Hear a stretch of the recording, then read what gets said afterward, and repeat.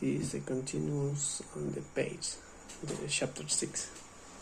There came a moment, it's not clear exactly when Ned Greenwich went to see Alan Greenspan.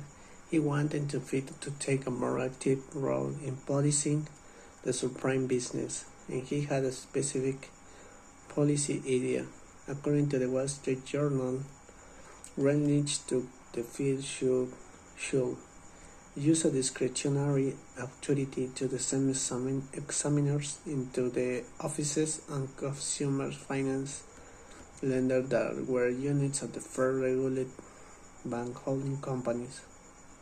Such companies were major subprime lenders. Greenwich had toyed with the idea of placing the proposal in front of the entire 7-member Fed board, but he decided to see Greenspan privately, so as not to put to the Fed chairman and the Edward Greenspan in front of the other 4 governors.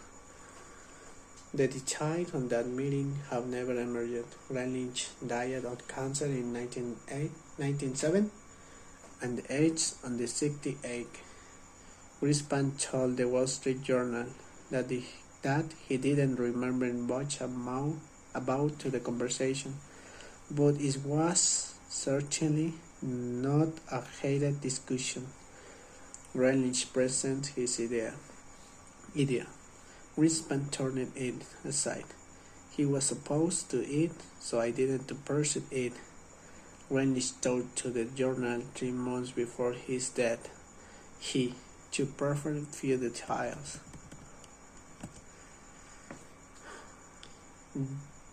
Yet the meeting would be later become a touchstone for Greenspan critics.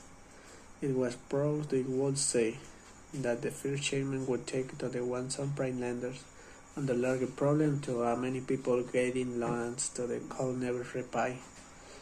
Even Gwynne asked to do so by a fellow Fed governor, and their way right, but Greenwich's honesty to push Greenspan a further dance to the Fed chairman was willing to refuse made it easy for Greenspan to ignore him. Shamefully, Greenspan would to a lay publicity blame.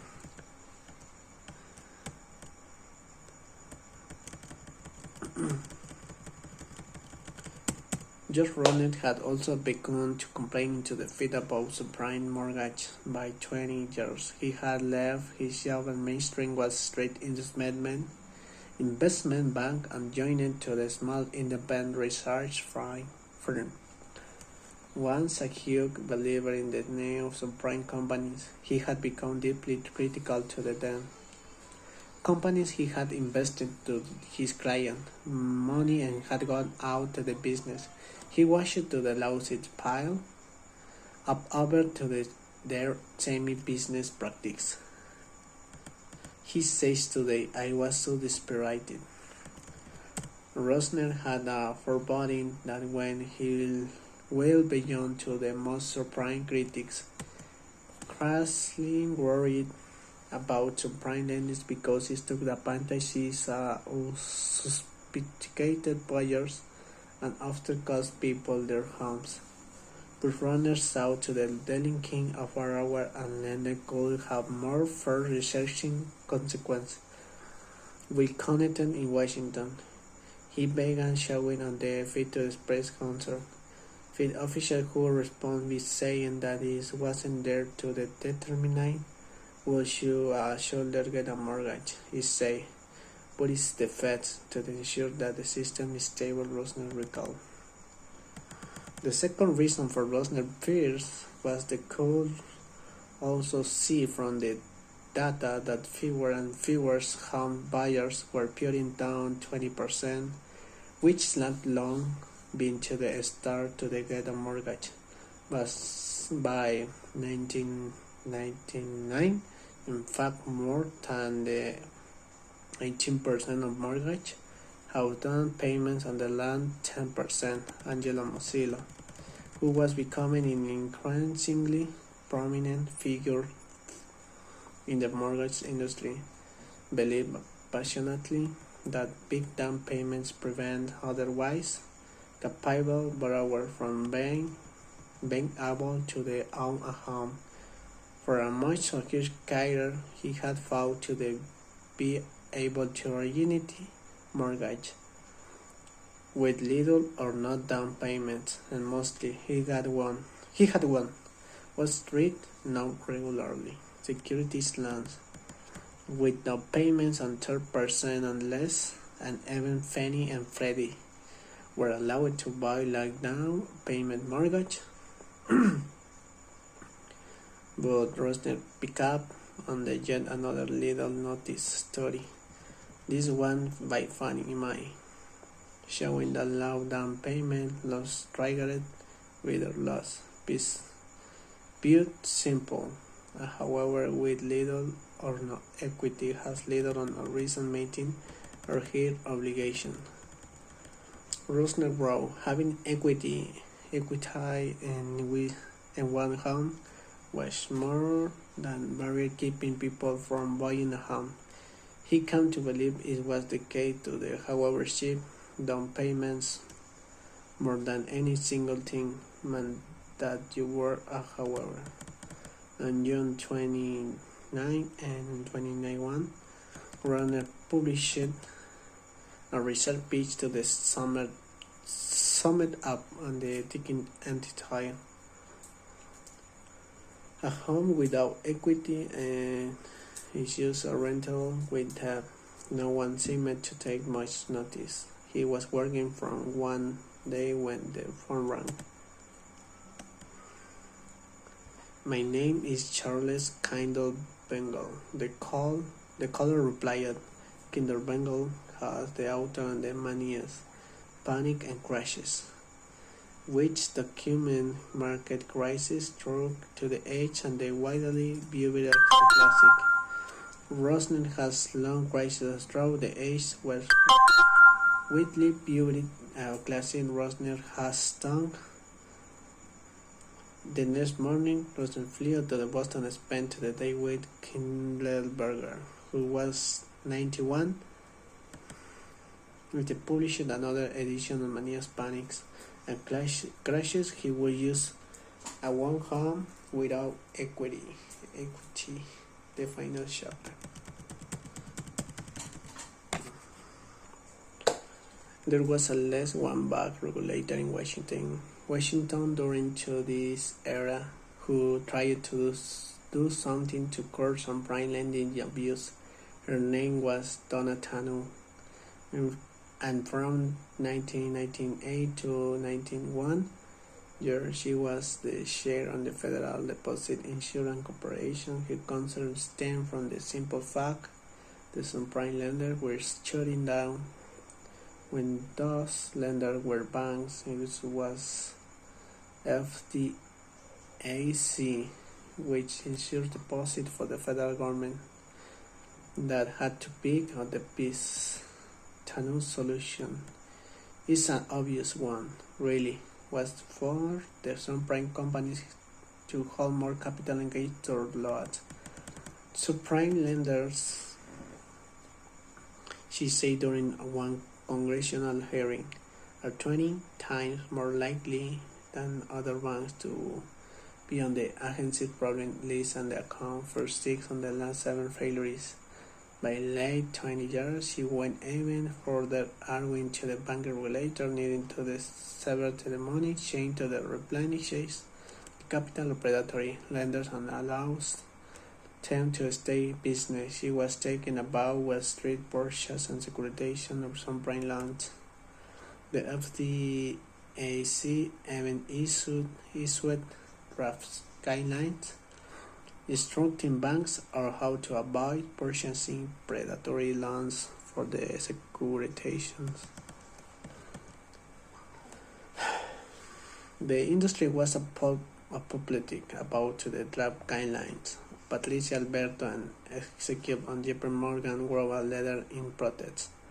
The regulatory agencies and the public in their quiet to eradicate predatory lending have used guidelines that have to the effect in opposing a large position on the responsibility for fighting and eliminating predatory lending by the other to the large banks into the industry because they are in a position to provide liquidity to the marketplace. She said, well, yes, that was exactly that Tanu was trying to do. In early 21, the banking regulator, the UC guidance, requiring institutions with heavy concentration at subprime loans to hold more capital against those loans. But the definition of what constitutes subprime lending was vague. Guidance was only guidance which lender could adopt or ignore as they saw fit, depending on how seriously the regulators were in. No anti-predatory lending bill was ever passed. No structures against most of the practice were ever enforced. No serious effort was ever made to make financial institutions pay more attention to the loans they were buying and securitizing. Yet, even the guidance, as weak as yet it was, midway the first on to the criticisms, generates a new member of the FDIC, brought to the American banker to the regulator were in the wrong, and that we should have done it right the first time. He clarified that doing it right meant consulting to win the banking industry. James G. Loran, who became the head of the Office of the Street Supervision in the late 21, would later say of his agency. Our goal is to allow thrifts to operate with a widespread and the freedom for regulatory instruction. A few years later, a picture was taken of Gilloran and raised with the representatives on their three banks lobbying groups. There were taken a change out to the red tape of FTC regulation in 25. Rates replaced Gilloran and the directors of the OTS. And yet, even took to the bank supervision refused to take step the curves from prime lendings to the smart ones. The Office on the Controller on the Currency in particular also didn't was the institution to make these loans via the dissemination process, which is in public to the OCC quietly start making life difficult for any national bank that had a big subprime business. Early on in August 21, Bank of America announced it was selling a 1906 subprime lending branches and is the loan portfolio. 4 years later, in the decision that every bank notified the OCC for the Laredo National Bank. In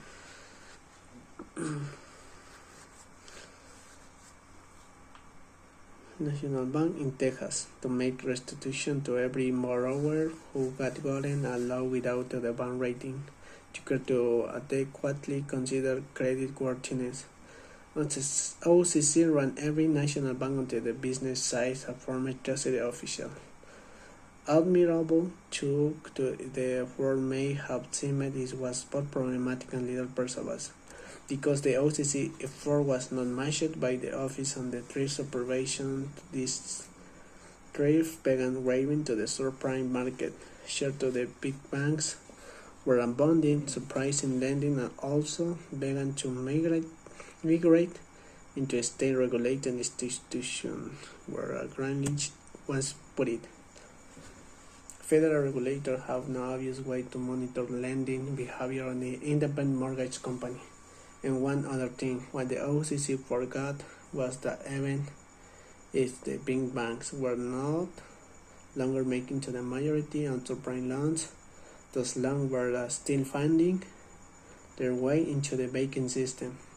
All the big banks were also in the security business, and they were making fortune securitizing subprime loans originated by other and big small banks alike continue to hold mortgage-backed securities on their balance sheets. But no one, not the Banking Supervisor, nor the Securities and Exchange Commission, nor the Federal Reserve, was bothering to track the risks.